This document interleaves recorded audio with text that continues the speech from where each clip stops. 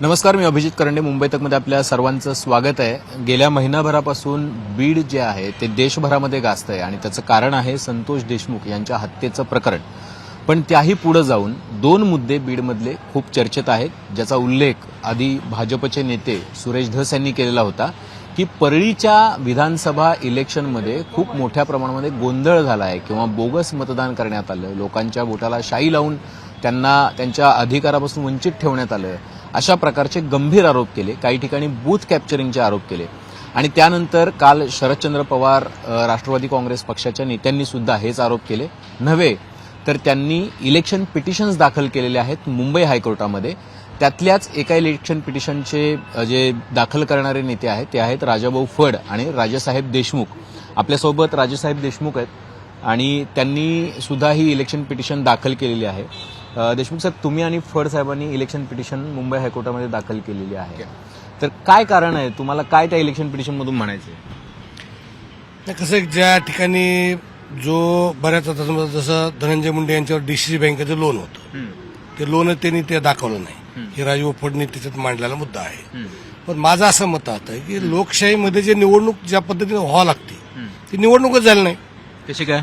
मतदाराला जर मतच करू देत नसतील, मतदाराला स्वतःला मताचा अधिकारच बजावू दिला जात नसेल, मग त्या लोकशाहीचा आणि त्या निवडणुकीचा उपयोग काय? कुणासाठी करता तुम्ही? सर्वसामान्य माणसाला बूथवर वोटिंगच करू दिलं नाही. सर्वसामान्य माणसाला एंट्री झाली, त्याचं आधार कार्ड, ते लगेच त्याला बोटाला शाई लावणे, लगेच दुसऱ्याच्या माणसानं बटन दाब, त्यांचा माणसानं बटन दाबणे, तो निघून जाणे. या पद्धतीनं असं, या पद्धतीचा उपयोग काय त्या निवडणुकीचा? पण असं कसं काय होऊ दिलं? लोकांनी कसं काय असं सहन केलं? तुम्ही म्हणताय तो आरोप आहे, पण तिथं पोलीस प्रशासन आहे, निवडणूक आयोगाची यंत्रणा होती, लोक होती, तुमच्यासारखे नेते होते. पोलीस प्रशासन म्हणजे धनंजय मुंडे आणि प्रशासन म्हणजे धनंजय मुंडेच. धनंजय मुंडे तिथे आमदार, पालकमंत्री तेच, मंत्री तेच, त्यांना जे आवश्यक वाटतात तेच जिल्ह्यात पोलीस आले, PSI आले. आणि ही जी अराजकता आहे ही खऱ्या अर्थानं तर पोलीसच्या माध्यमातूनच मोठ्या प्रमाणात अराजकता त्या ठिकाणी करता आली. त्यांना हायकोर्टनं सांगितलं होतं की आम्ही लोकसभेमध्ये 122 बूथवर की अतिसंवेदनशील म्हणून म्हणजे जिथं असे बोगस मतं झालते म्हणून आमचे अॅडव्होकेट माधव जाधव अपीलमध्ये गेले. हायकोर्टनं आदेश दिला की 122 बूथ ही अतिसंवेदनशील म्हणून घोषित करा, CRFचे जवान मागवा आणि त्या पद्धतीने त्यांचं वोटिंग करून घ्या. हे तर झालंच नाही. त्याच्या उलट आता पहिलं लोकसभेला तरी 122 बूथ ताब्यात घेतले, यावेळी त्यांनी 201 बूथ ताब्यात घेतले. किती बूथ आहेत परळी विधानसभेत? 386 बूथ आहेत. तुम्ही पण तिथे उमेदवार होतात, आता तुम्ही म्हणताय की एवढे बूथ ताब्यातले. अतिसंवेदनशील जे बूथ होते तिथं काही पोलीस बंदोबस्त नव्हता, अतिरिक्त फौजफाटा? पोलीस आकडा तिकडे बाबळीखाली जाऊन झोपतो. पोलीस म्हणजे तिथला पोलीस म्हणजे आपण जसं पिक्चरमध्ये बघतो का नाही, त्याच्यापेक्षा वाईट अवस्था. पोलीसच पुढे प्रक्रिया देत नाही, सर्वसामान्य माणूसच भयभीत. तुम्ही माझे 2-3 व्हिडिओ बघितले. मी एका मतदान केंद्राला भेटायला गेलो, मी पुढे गेलो असताना माझ्याबरोबरचे माणसं नियमानुसार रेषेच्या बाहेर थांबले. माझ्याबरोबर बॉडीगार्ड यायला होता, त्याला सांगितलं तू मध्ये जायचं नाही. कुणाला? बॉडीगार्डला. पोलीस असलेले? पोलीस असलेला. हे थांब रे तू इथं. म्हणजे बॉडीगार्ड हत्यार बंद असून सुद्धा तो भेला आणि तो थांबला, तो आला नाही. मध्ये. मी एकटाच गेलो बूथमध्ये. मी एकटा बूथमध्ये जाऊस तर इकडे माधव जाधवला मारलं, कैलास फड म्हणून त्यांच्या कार्यकर्त्यानं. माधव जाधवला मारलं, मारहाण केली त्या दिवशी. मारहाण झाली बूथवर. तो व्हिडिओ प्रचंड गाजला महाराष्ट्रात. लगेच डायरेक्ट कार्यकर्त्याला मारहाण. याची कोणी नोंद सुद्धा घेत, साहेब त्याची फिर्याद सुद्धा घेतली नाही साधी. त्याचं काय FIR झालं नाही? FIR सुद्धा झाला नाही. त्यांनी FIR केला, तो पुन्हा त्या ठिकाणी जायला भ्यायला लागला. त्याचा आणखीन जबाब घेतला नाही साधा, का मारलं तुम्हाला म्हणून.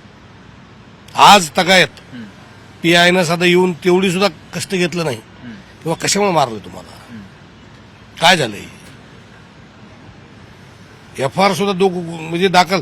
तसं तर जर एखाद्या सिरियस मॅटरमध्ये पोलिसाच्या समोर मारहाण झाली असेल तर ते पोलिसांनी FIR दाखल करायचा असतो, तिथे केलाच नाही. कुठं ह्यानं ऑनलाईन फिर्याद दिल्यानंतर ही केल्यानंतर साधी ह्याचा आणखी जॉब घेतला नाही. जॉब घेतला? साधा घेतला नाही आणखीन. अच्छा, जबाबच नाही घेतला. एवढी मारहाण होऊन सुद्धा. आणि ते काय, ते आम्ही जो व्हिडिओ बघतोय त्याच्यामध्ये ते 2-3 मुलं आहेत, एकाच्या कमरेला पिस्तूल आहे, ते कोण आहेत ते सगळे लोक? हे सगळे धनंजय मुंडे यांचे सगळे तयार केलेले कार्यकर्ते, बोगस मताची जी रॅकेट म्हणतात ना, ते त्याच्यात फक्त भयभीत करणे, सर्वसामान्य माणसाला भयभीत करणे, सर्वसामान्य माणसाच्या अंगावर जाणे, त्याला आरवाच्या शिव्या देणे, आणि मग चांगले माणसं बुतवरच येत नाहीत. पण एवढे कमी वयाची मुलं ह्याच आहेत सगळी अशी? त्या कामात हे सगळे लाभार्थी जे असतात का नाही, मंत्र्याचा लाभार्थी असला की मग त्याला काय सगळ्या सुविधा त्याला ना. वय किती त्याचं बघायचं नाही, तो गुंड किती त्याला त्याला त्याला पारितोषिक आहे. पारितोषिक कुणाला आहे? तुमच्यात किती क्वालिटी आहे आगावपणाची, त्या माणसाला ते पोषित राहतात. त्याच्यातली ही लोक आहेत. तुम्ही म्हणता की 201 बूथ ताब्यात घेतले, ही फार गंभीर बाब आहे. तुम्ही त्यावेळेला काही एसपींकडे किंवा गृहमंत्र्यांकडे कोणाकडे तक्रार केली की अशा पद्धतीने इलेक्शन झाली आणि या इलेक्शनचा जो रिझल्ट आहे तो काही फेअर रिझल्ट नाही? आम्ही त्या ठिकाणी योगायोगानं मला अंबाजोगाई तालुक्यात चांगले मतं पडले.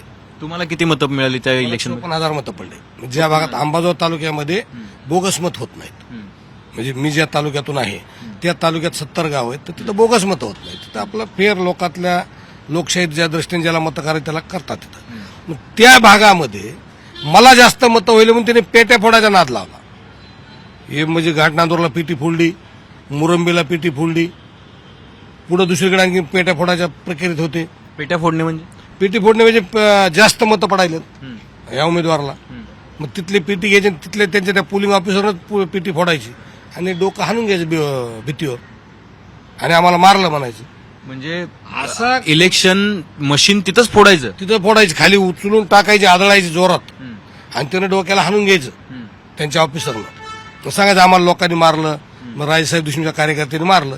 माझा पुतण्या, माझे मुलं 16 दिवस ऍडमिट, म्हणजे 16 दिवस जेलमध्ये, 307 आमच्यावर.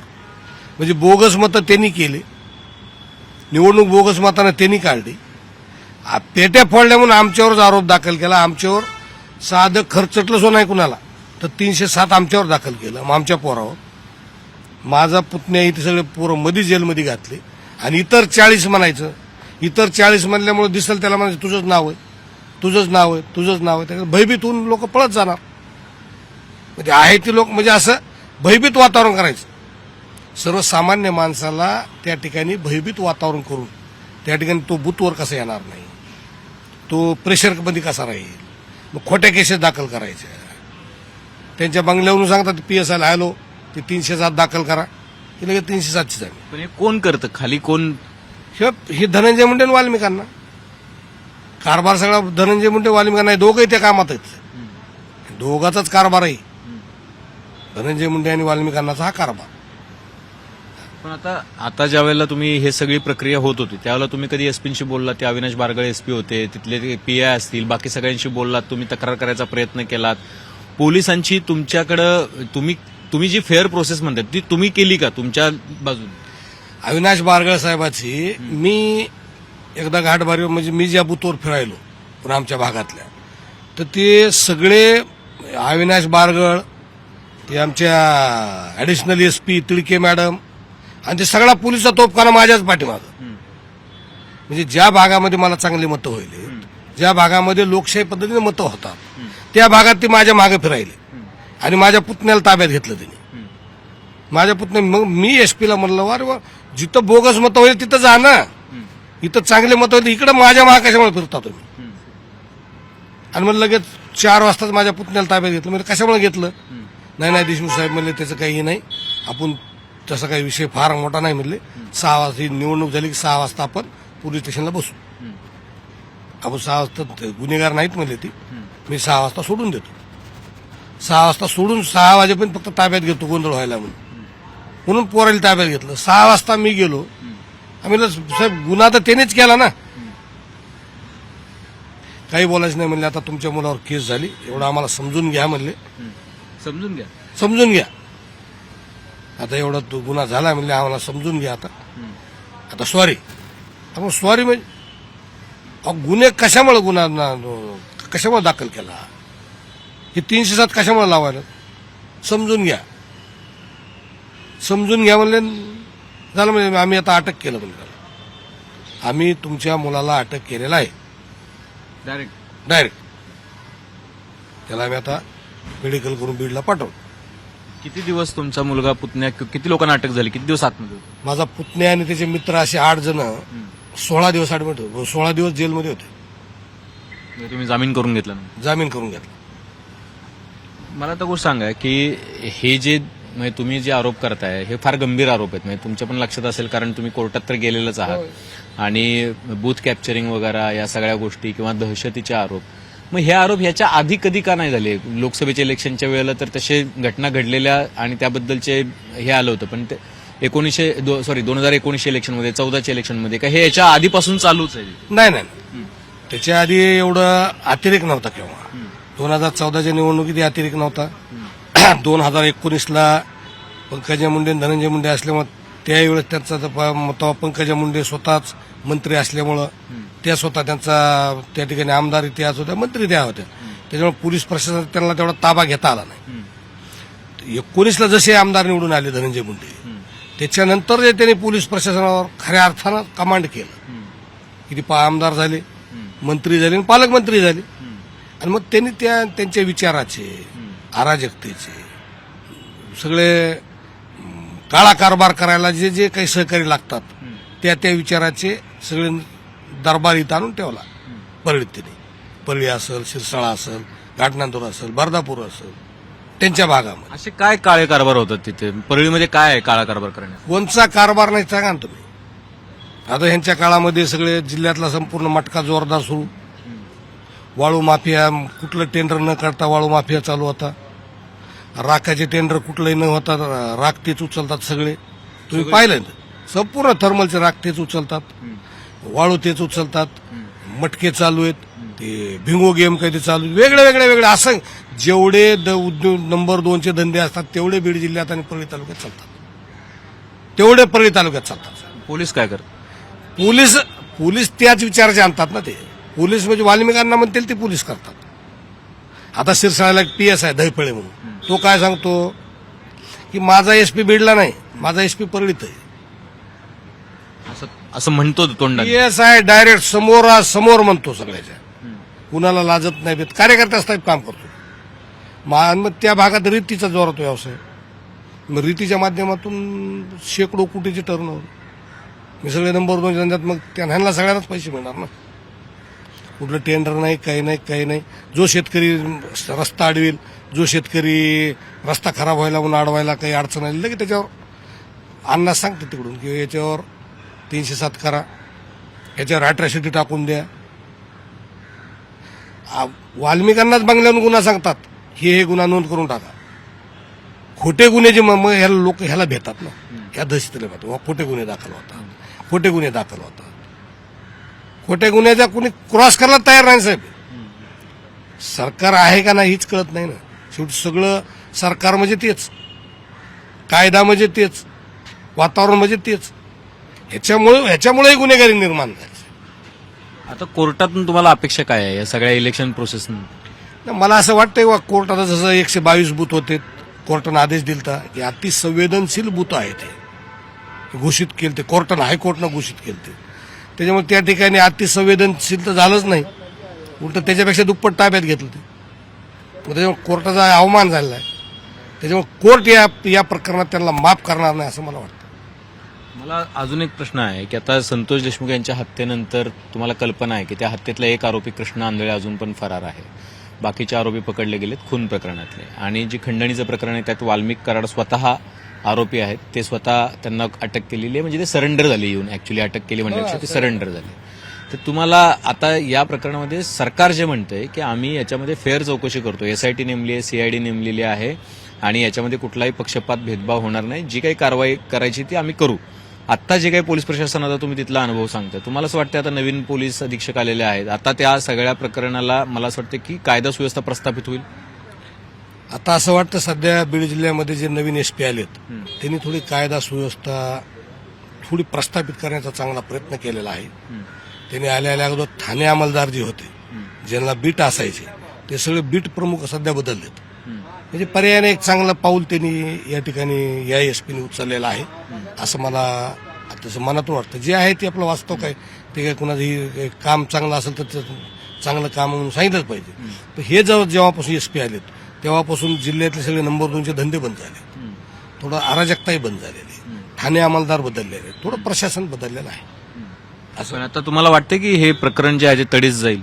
कारण अजून पण एक आरोपी अटकेत नाहीये, अजून तपास काय झालाय हेच पोलीस सांगत नाहीयेत, एसआयटी सांगत नाही, सीआयडी पण सांगत नाही. 1 महिन्यात काय झालं, काल 1 महिना झाला त्यांच्या हत्येला, काहीच सांगत नाही. नव्हतं. काल 9 तारखेला 1 महिना झालं. पण माझी सरकार म्हणून अशी माझी एक विनंती आहे मुख्यमंत्री साहेबाला, गृहमंत्र्यांना किंवा अजितदादांना, सरकार म्हणून एक अशी माझी विनंती आहे, शेवटी सर्वसामान्य माणसाला फार वेटीच धरू नका. राजकारण दोन दिवसाचं असतंय, ते निवडणूक संपली, राजकारण संपलं. आता तुम्ही महाराष्ट्राचे कर्ते धर्ते आहात. सर्वसामान्य माणूस भयभीत आहे तिथला. सर्वसामान्य माणसाचे, नागरिकाचे असंख्य काम आहेत त्या ठिकाणी. एक तर उद्योगधंदे चालना गेलेत कुणाचे, सर्वसामान्य माणसाला उद्योगधंदा मिळत नाही. बीड जिल्ह्यामध्ये अराजकता. हे आता महाराष्ट्रात सगळे मोर्चे व्हायलेत. बीडचा बिहार झाला, ह्याची एवढी बदनामी झाली साहेब, याची सुद्धा लाज वाटायली आम्हाला आता. म्हणजे लोक आमच्याकडे संशयानं बघायलेत. आता ही झाली मोकाट आरोपी तर वेगळेच, आम्ही गेलं तर लोक आमच्याकडेच बिहारचेच माणसं आले काय असं वाटायला. म्हणजे आम्हालाही काही माणूस म्हणून जगू द्या ना साहेब आमचं. आणि मग शेवटी कसं असतं की गृहमंत्री समजा देवेंद्र फडणवीस साहेब त्यांच्या राजकारणाचा ठसा उमटायचा असेल तर बीड जिल्ह्यामध्ये त्यांनी कायदा व सुव्यवस्थेचं राज्य त्या ठिकाणी प्रस्थापित केलं पाहिजे. सर्वसामान्य माणसाला चांगलं जगता आलं पाहिजे. सर्वसामान्य माणसाच्या माफक अपेक्षा आहेत. सगळेच काही लोक राजकारणी नाहीत. राजकारणी लोक बोटावर मोजणे इतके असतात. बोटावर मोजणे इतक्या राजकारण्यामुळं संपूर्ण जिल्ह्याला वेटीस धरणे, संपूर्ण जिल्ह्याला परेशान करणे, संपूर्ण जिल्ह्याची हरासमेंट करणे, संपूर्ण जिल्ह्यातला कायदा व सुव्यवस्था विस्कळीत करून सर्वसामान्य माणसाचं जगणं मुश्किल करणे, असं करू नका. ही महापाप करू नये. तुम्ही म्हणलं उद्योग चालत नाही, काय झालं उद्योगांना? उद्योगात कसे चालणार उद्योग? आता तुम्ही बघितलं आवादा कंपनी आली, आता कोणाला माहिती होतं का अण्णांनी 2 कोटी मागितली? ही जेव्हा त्या कंपनीनं खंडणी मागितली म्हणून जेव्हा एफ आर दाखल केला तेव्हाच माहीत झालं लोकांनी. बाहेर तर लोकांना माहितीच नव्हतं नाही खंडणी मागतात म्हणून. पैसे काय झाले की असे अवास्तव प्रचंड पैसे आले. या पैशातून सत्ता आणि सत्तेतून पैसा. आता 2020ला बीड जिल्ह्याला विमा मंजूर झाला. सर्वसामान्य शेतकरी असतात, त्याला 1 हेक्टर जमीन असते, 1 एकर असते, अर्धा एकर असते, 2 एकर असते, 3 एकर असते. 13,500 रुपये हेक्टर प्रमाणे बीड जिल्ह्याला विमा मंजूर झाला. का वाटप झालं नाही? हे बजाज अलायन्स कंपनी बीड जिल्ह्यामध्ये 2019ला धनंजय मुंडे साहेब आमदार झाले. पहिल्यांदा त्यांनी दुसरं कोणतंच काम केलं नाही. पहिलं काम केलं की बजाज अलायन्स कंपनी ही बीड जिल्ह्यामध्ये त्यांनी आणली. पहिल्यांदा बजाज अलायन्स कंपनी आणली बीड जिल्ह्यामध्ये आणि बजाज अलायन्स कंपनीच्या मार्फत विमा ही केला आणि आम्हाला 13,500 रुपये हेक्टर प्रमाणे विमा मंजूर झाला. तो वाटपच झाला नाही. किती कोटीचा असेल? किमान 2100 कोटीचा विमा असेल तो. आज तागायत नाही वाटप झालं. 1 रुपया कोणाला दिला नाही साहेब. सगळ्यात जास्त विमा तुमच्याकडे मिळाला म्हणून राज्यात बातम्या आल्या ना. फक्त बातमी ती कागदावर. आम्हाला बातम्या पळी शहराला 300 कोटी मंजूर, एवढीच बातमी आम्ही वाचतो. त्याच्यानंतर हा निधी कुठं जातो, कुठं काम केलंय, काय केलंय, कसं केलंय, हा जर गव्हर्नमेंटने हिशोब मागितला तर तो देता येणार नाही. म्हणजे शेतकऱ्यांच्या खात्यामध्ये 2100 कोटी रुपयामधली काहीच रक्कम गेली, 1 सिंगल रुपयाला नाही. आता आम्ही उद्धव तिडके म्हणून आहेत, त्यांनी आता हायकोर्टला अपील केलंय. ऍडव्होकेट अजय बुरांडे म्हणून त्याचा लढा देतात. मग त्यांनी एकदा धनंजय मुंडेला सांगितलं, मुंडे साहेबाला, की आपण मंत्री आहात, कृषी मंत्री आहात, आम्हाला फक्त विमा तुम्ही दिलाय कोणाला ह्याची यादी द्या. ते देता आलं नाही साहेब त्यांना. दिली नाही त्याने. ते का दिली नाही? त्यांनी काल तुम्ही सांगितलं की 2023ला सांगितलं आम्हाला की तुम्हाला 25% आम्ही प्रीमियम देऊ. तुम्ही कुठल्याही गावात, तुम्हाला मी 50 गावात घेऊन जातो, जर म्हणले ना 10 माणसं की मला भेटला तरी गुन्हेगार. 50 गावात घेऊन जातो. प्रीमियम 25% वाटप नाही, काही भेट नाही, त्याचा उल्लेख करीत नाहीत. काय त्यांना तर लोकांतून मतच घ्यायचे नाहीत ना. मतं कसे मिळतात त्यांना? साम दाम दंडभेद, नगदी काय पाहिजे तुला, हा साहेब स्टॉल टाकतात पैसे वाटायचं. आता पैसे वाटायचं स्टाईल तर त्यांनी आता जसं आपण पहिलं पोलशीट वाटायचं, याद्या ठेवायच्या, ही करा, तसं ते पैसे वाटते स्टॉलला बसून. स्टॉल लावून पैसे वाटते आणि मग जायचं, पैसे घ्यायचे, मध्ये जायचं, माणसानं बटन न दाब, फक्त शाई लावायची, त्यांचा माणूस बटन दाबणार. आणि पोलीस प्रशासन तिकडे फिरकतच नाही, पोलीसच येत नाही. तुम्ही पाहिलं एक माझा एक पिन लाव म्हणून मी ज्या गावात गेलतो, त्या गावामध्ये बूथवर गेलो तर पिनच नाही. मग तिथले लोक मला फोन करायला सकाळी सकाळी आम्हाला मतं करू द्या साहेब, मतं करू द्या. गरीब माणसाची, सर्वसामान्य माणसं तीव्र इच्छा आम्हाला मतदान करू द्या. हो हा, मतदान भले त्यांना होईल. आम्ही म्हणलं का कोणाला करू नका, त्यांना करा, आम्हाला करा, कुणालाही करा, तर मतदान तर करू द्या ना गरीब माणसाला. ते अधिकारापासून वंचित असल्यामुळे त्यांना वाटलं राजसाहेब देशमुख चांगला आहे, थोडा होतकरू आहे, येईल, थोडा धडपड करील, मला फोन येईल म्हणून मी धर्मापूरच्या बूथवर गेलो. वरी बघितलं तुम्ही लार, शिंदे पिनला कनेक्शनच नाही. कुणी काढलं कनेक्शन?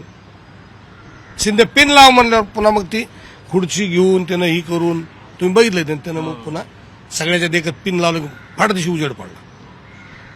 म्हणजे एवढी जर कोर्टाच्या पाय मधली होत असं, एवढं जर कोर्टाचा आदेश कुठला ऐकत नसतं तर बऱ्याच ठिकाणी गेलं पुन्हा तर ती सीसीटीव्ही कॅमेरा स्लॅबकडे तोंड, स्लॅबवर तोंड,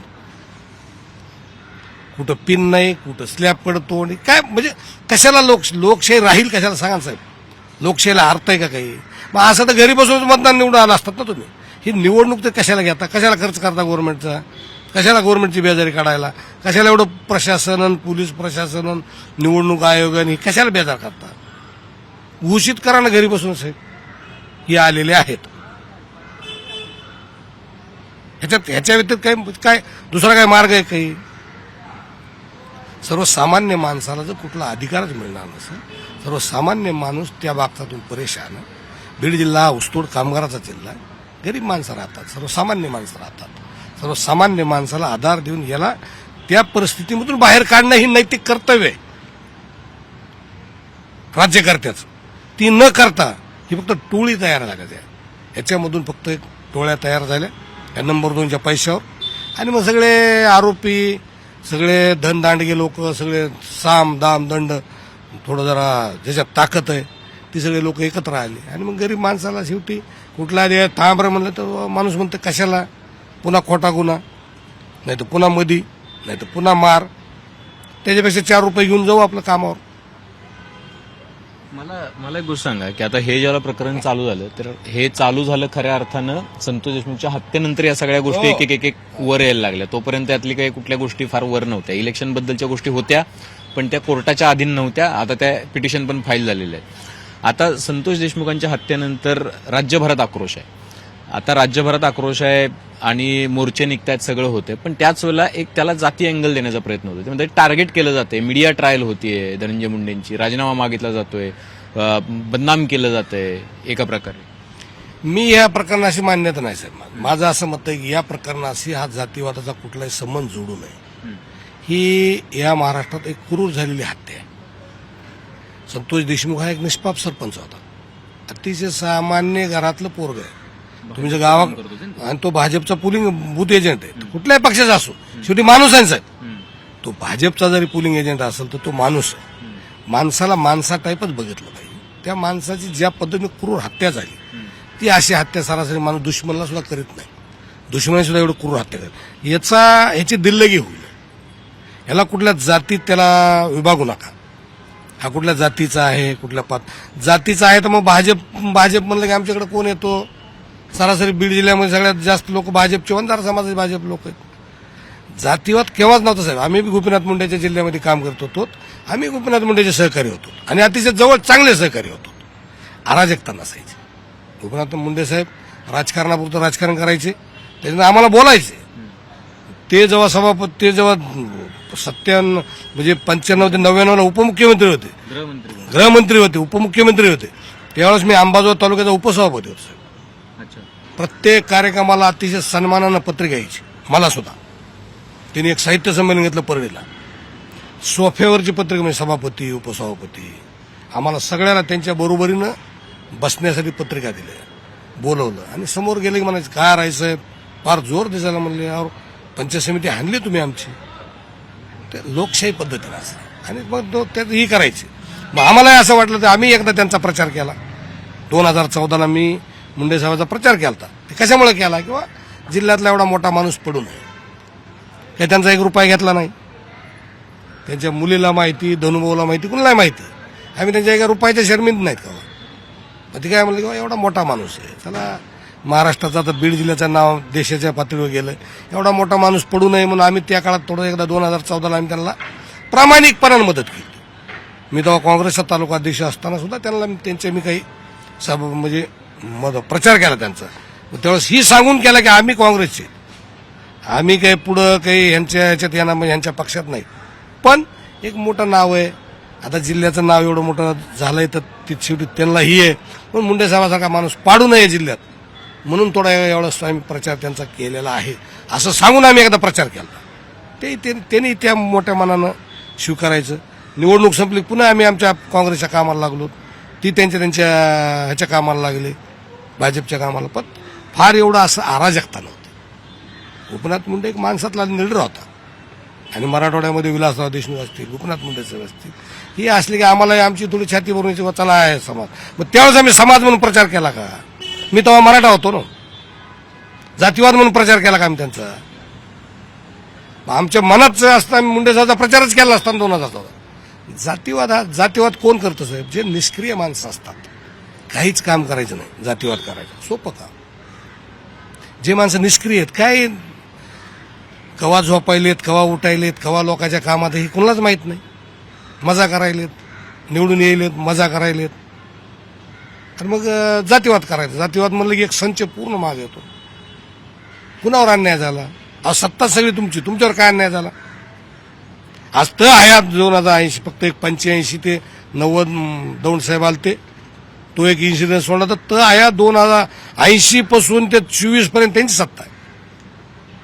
पण किमान पंकजा ताईच्या काळात अराजकता नव्हती. 2014 ते 19 मध्ये अराजकता नव्हती बीड जिल्ह्यामध्ये. ही अराजकता जेव्हा धनुभव आली, धनंजय मुंडे साहेबांनी ही अराजकता तयार केली जिल्ह्यामध्ये, आणि ही अराजकता लोकांनी मान्य नाही. असं नसलं पाहिजे. कुणी, तुम्ही कुठल्याही समाजाचा, मी कुण्या जातीचा, कुठली जात आणली साहेब 21व्या शतकात? या शतकामध्ये आपण तुमची काय जात मी विचारली का? तुम्ही मला विचारलं कोणत्या जातीचे? मग निवडणुकीत असं कोणतं कार्य आहे की जातच विचारावं लागतं?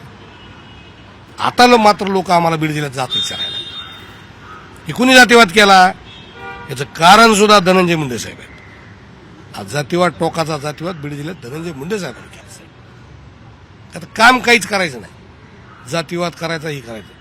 तसा तर जातीवाद पंकजा मुंडेंनी करायला पाहिजे, त्यांनी केला नाही.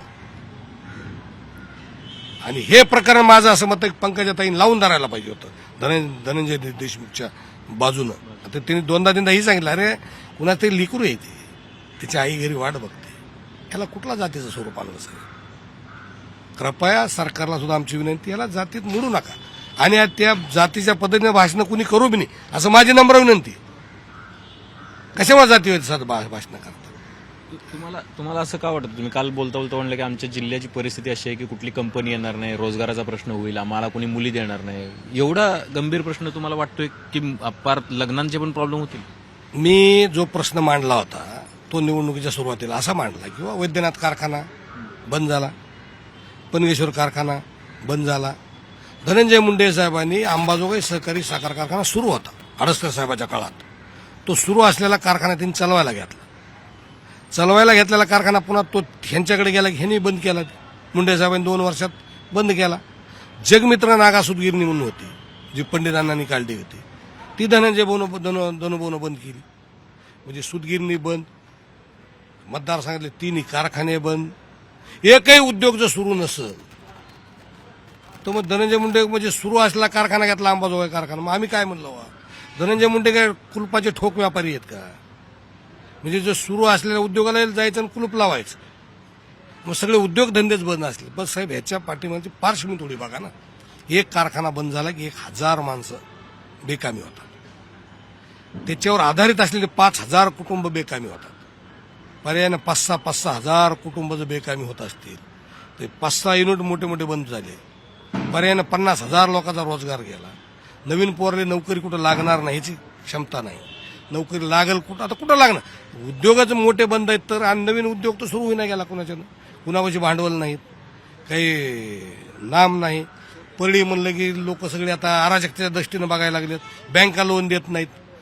याच्यात सर्वसामान्य माणूस हा कुठल्याही समाजाचा असो, त्यानं उद्योगधंदे करायचा कसं? त्याला उद्योगधंद्याला कोणी लोन देत नाही, हे कुणी बघितलंय का? परळी म्हणलं की साहेब ब्लॅकलिस्ट मी टाकतात बँकेवाले, त्याला लोन देत नाहीत उद्योगाला. नवीन एखादा पोरगा होत करू आहे त्याला उद्योग करायचा, त्याला लोन देत आहे कुणी? मग त्याला ती उद्योगाला लोन देणार नाहीत, नोकरी मिळणार नाही, सगळे आहे ते मतदारसंघात सगळे उद्योगधंदे बंद आहेत. मग पोरायचे लग्न होतील कसं तुम्ही सांगा.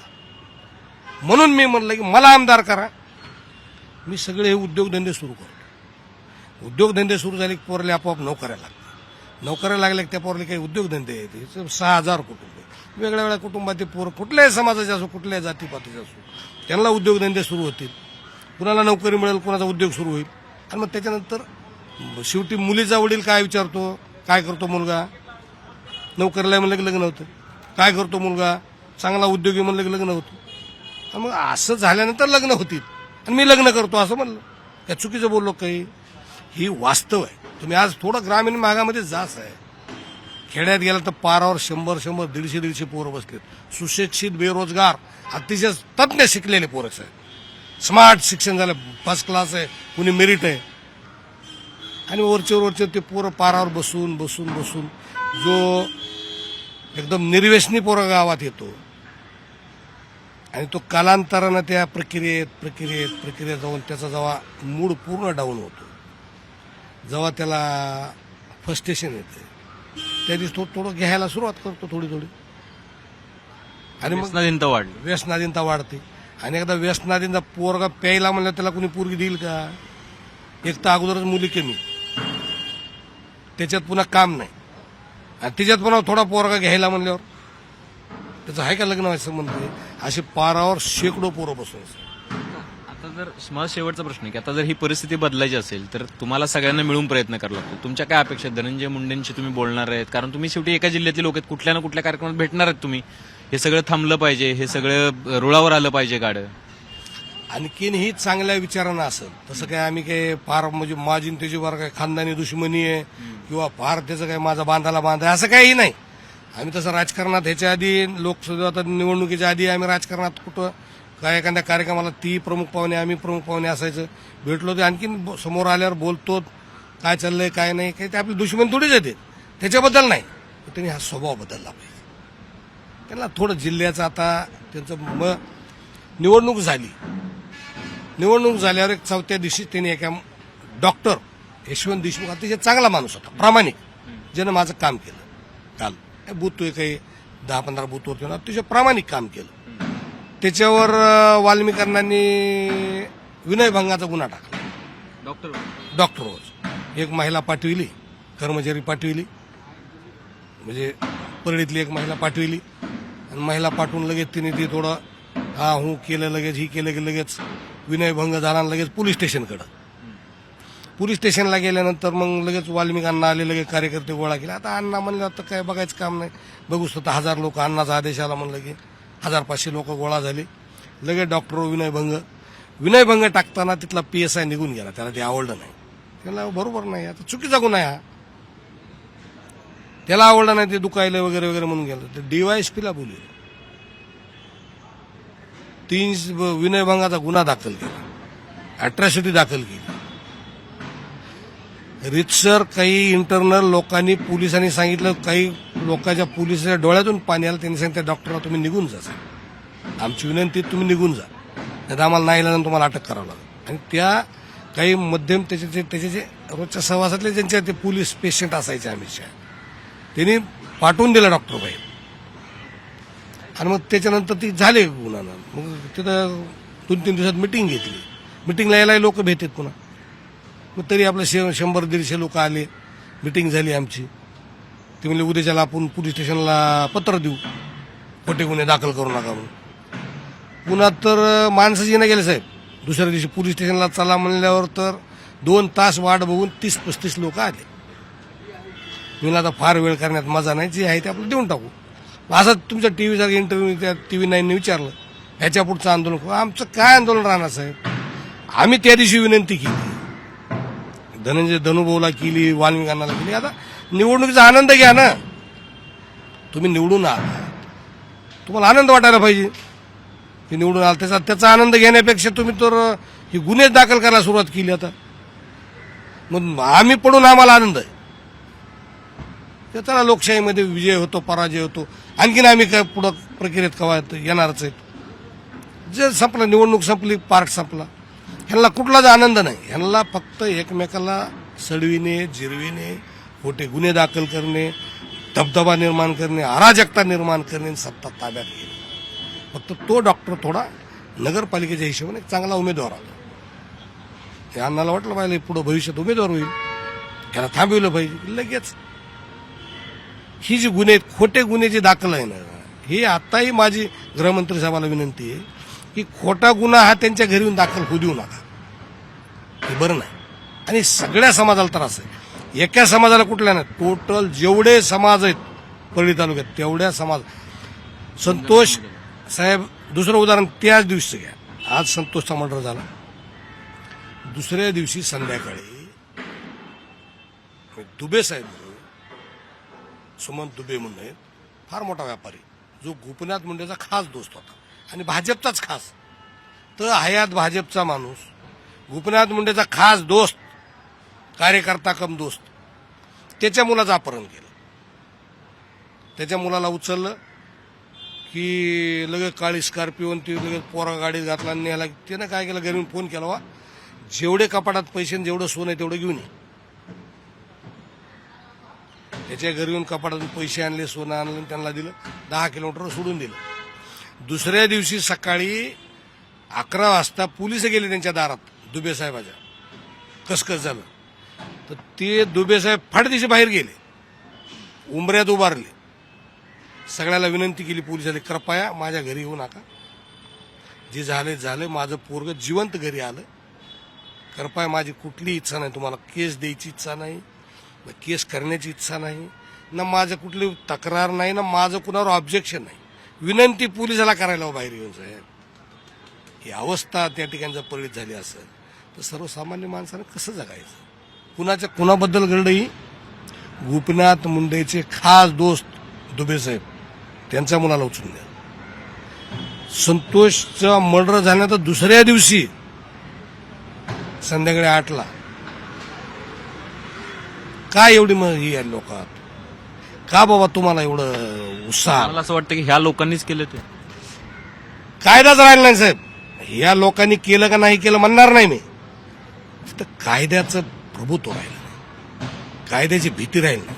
आमची अशी विनंती आहे की कायद्याची भीती राहिली की पोलीस हा बॉस असला पाहिजे. लोक पोलिसाला भेले पाहिजे, कायद्याला भेले पाहिजे, तिथल्या PSIला भेले पाहिजे, DYSPला भेले पाहिजे. तेव्हा आमच्यासारख्या सर्वसामान्य माणसाला खुलेआम व्यवस्थित फिरता येतं. मग माणसं उद्योगधंदे व्यवस्थित करतात. माझं मग तशा शहरामध्ये मग उद्योगधंदे चालना गेलेत, मग तिथले लोक दुसरीकडे जायचं म्हणालेत. लोक चांगले लोक गाव सोडून चालले साहेब. चाललेत. किती लोक गेले? असे शेकडो लोक गेले साहेब. राहायला आज परळीत चांगला माणूस परळीत राहत नाही. कुणी लातूरला राहायला गेलाय. अंबाजोगाईला 25% परळी अंबाजोगाईत राहते साहेब. आमच्या इथं 25% शिक्षणाला मुलं अंबाजोगाईला नाही तर परळीला राहतात. 25%च्या वर आजची परिस्थिती आहे. आज वास्तवही प्रत्यक्ष गव्हर्नमेंटने त्याचा सर्वे करावा. चांगल्या माणसं उद्योगाला सुद्धा राहायला गेली का उद्योगच चालना गेली. कुणी बिऊन धमकावतं लगेच, चहावाला बिल देणार नाही, कुठे एखाद्या कपड्याला बिल देणार नाही. बरं म्हणायचं कोणाला, मागायचं कोणाला, सगळे दांडगाली माणसं नाही, तुला हाणतो मारतो म्हणलं की ती सर्वसामान्य चांगल्या माणसाला ती सहन होत. ही परिस्थिती राजेसाहेब देशमुख जे होते ते राष्ट्रवादी शरदचंद्र पवार पक्षाचे तिथले उमेदवार होते. त्यांना 54,000 मतं मिळाली. धनंजय मुंडेंच्या विरोधात त्यांनी निवडणूक लढवलेली आहे. त्यांनी इलेक्शन पिटिशन दाखल केलेली आहे. त्यामध्ये इलेक्शनमध्ये झालेल्या ज्या गैर गोष्टी आहेत त्याचा उल्लेख त्यांनी केलेला आहे. त्याच्यामध्ये 201 बूथवरती झालेलं बूथ कॅप्चरिंग किंवा गोंधळ आणि त्यासोबतच इलेक्शन प्रतिज्ञापत्रामध्ये धनंजय मुंडेंनी काही गोष्टी नमूद केलेल्या नाहीत त्याचा सुद्धा उल्लेख त्यांनी केलेला आहे. अर्थात कोर्टात आहे प्रकरण, काय होतं बघूयात. पण निश्चितपणे परळी आणि बीड सध्या चर्चेत आहे आणि तिथल्या कायदा सुव्यवस्थेबद्दल खूप गंभीर प्रश्न निर्माण झालेले आहेत आणि म्हणून आपण त्यांच्याशी बोलण्याचा प्रयत्न केला. आता अपेक्षा अशी करूया की बीडचे परळीचे सगळे राजकारणी एकत्र येऊन ही परिस्थिती सुधारण्यासाठी मदत करतील आणि गृहमंत्री कायद्याचं राज्य स्थापित करतील. कॅमेरामन महेशसह अभिजित, मुंबईत.